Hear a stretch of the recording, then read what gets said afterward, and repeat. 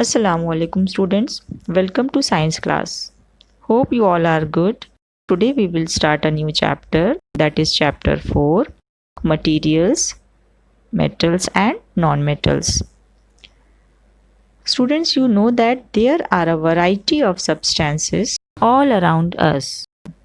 These can be categorized into two main parts. What are these?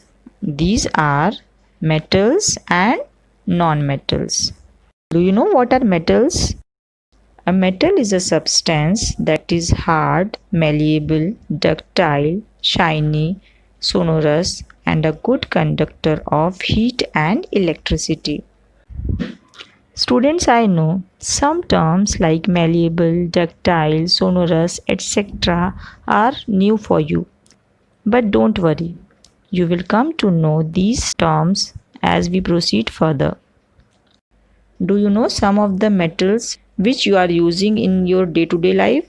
These are copper, nickel, tin, gold, silver, zinc, etc. Now let's know about non-metals. Do you know what are non-metals? These are just opposite to metals. So, a non-metal is a substance that lacks malleability, ductility, luster, sonority, and is a poor conductor of heat and electricity.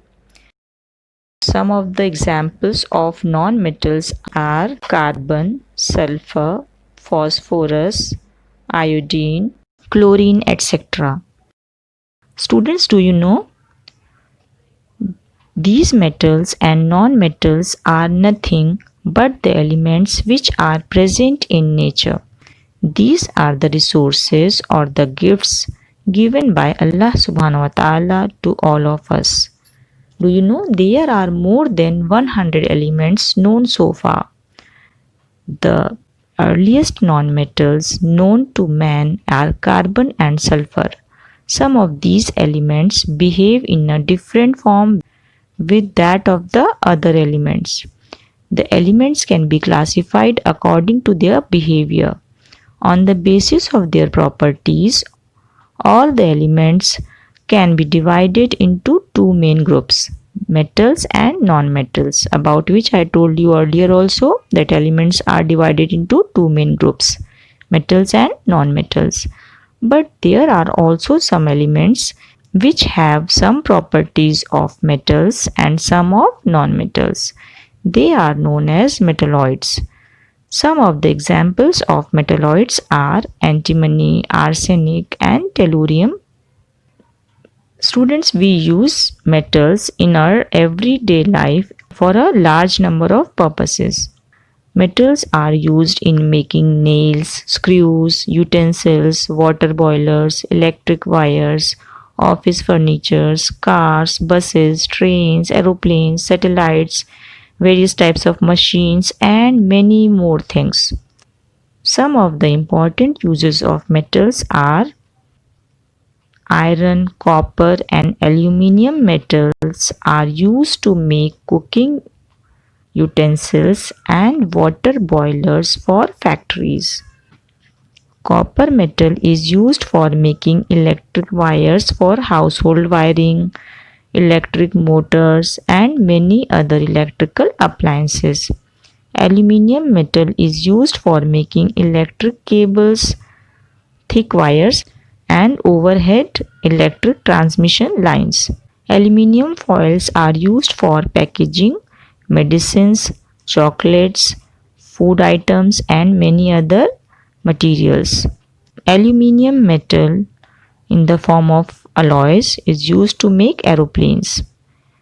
Iron metal in the form of steel is used to make nails, screws, nut bolts, pipes, railings, gas cylinders, stoves, water tanks, office furniture, industrial tools, machines, buildings, bridges, railway lines, transport, vehicles such as cars, buses, trains, household goods, and agricultural implements. Zinc metal is used for galvanizing iron to protect it from rusting. Silver and gold metals are used to make jewelry. Mercury metal is used in making thermometers. You might have seen thermometers at your home. So, which metal is there in that, due to which when the temperature is there, it rises? That is mercury. In our body, iron is present in the pigment of red blood cells called hemoglobin. Do you know what is the work of hemoglobin?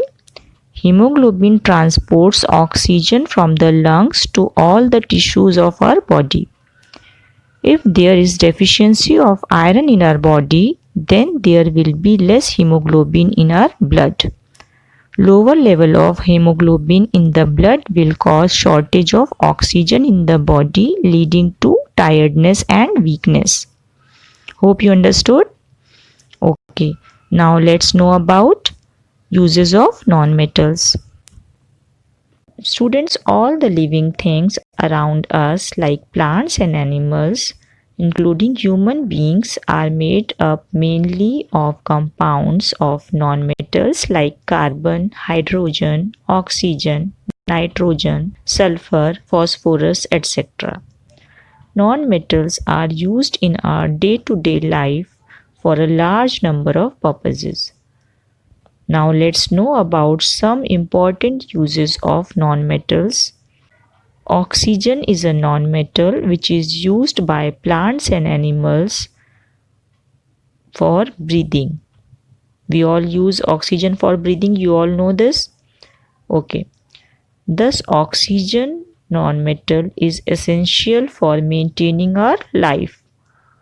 Oxygen, which is a nonmetal, is also used in the process of burning or combustion of fuels in homes, factories, and transport vehicles. Nitrogen. Now let's know about nitrogen. Nitrogen is a nonmetal which is used in making fertilizers to enhance the growth of plants. Nitrogen gas is used in food packaging instead of air to keep the food fresh. The chips packets, you might have seen that when you are just going to buy the packets, it is fluffy, so you might have noticed that air is filled into it, but that is nitrogen gas that is used while packaging to keep the things fresh. Okay. Chlorine is a non-metal which is used in the water purification process. Chlorine has the ability to kill germs, so chlorine makes the drinking water supply germ-free. Iodine. Iodine is a non-metal which is used to make purple colored solution called tincture iodine, which is applied on cuts and wounds as an antiseptic. Sulfur and phosphorus are the nonmetals which are used in fireworks like crackers, etc. So, the crackers are made using sulfur and phosphorus. Now, sulfur is a nonmetal which is used in the vulcanization of rubber. Vulcanization means hardening of rubber. Which is used for hardening of rubber? Sulfur, which is a non-metal. Now carbon, which is also a non-metal, is used as a fuel. The forms of carbon used as a fuel are charcoal, coal, coke, etc. Hope you understood the uses of metals and non-metals. Now that's all for today. In next video you will come to know about physical properties of metals and non-metals.